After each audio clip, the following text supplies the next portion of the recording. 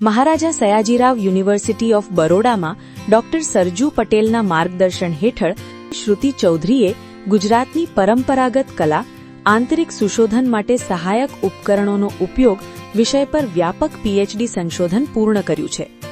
આ અભ્યાસ ગુજરાતના કાલાતીત કલાત્મક વારસાને સમકાલીન રહેણાંક અને વ્યાપારી આંતરિક ડિઝાઇન સાથે અર્થપૂર્ણ રીતે જોડે છે. સંશોધનનો મુખ્ય વિચાર હતો કે વારસો માત્ર સંગ્રહાલય સુધી મર્યાદિત ન રહે, પરંતુ રોજિંદા જીવનની જગ્યાઓમાં જીવંત રહે. ક્ષેત્ર મુલાકાતો અને કારીગરો સાથેની ક્રિયાપ્રતિક્રિયા દ્વારા પરંપરાગત તકનીકો, સામગ્રી અને સાંસ્કૃતિક કથાઓનું દસ્તાવેજીકરણ કરવામાં આવ્યું. સાથે જ બજારની ઘટતી તકો અને યુવા પેઢીની ઘટતી ભાગીદારી જેવા પડકારો પર પ્રકાશ પાડાયો.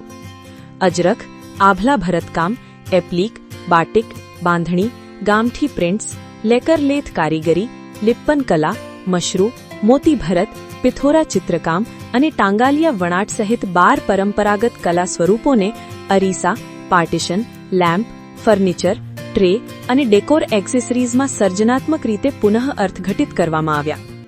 ઉત્પાદનોની ઉપયોગિતા અને સ્વીકૃતિનું મૂલ્યાંકન આર્કિટેક્ટ્સ અને ઇન્ટિરિયર ડિઝાઇનરો દ્વારા કરવામાં આવશે. સંશોધન સાથે એક દસ્તાવેજી શૈક્ષણિક સંસાધન પણ વિકસાવવામાં આવ્યું છે, જે ભવિષ્યના ડિઝાઇનરો અને સમુદાયોને પ્રેરણા આપશે.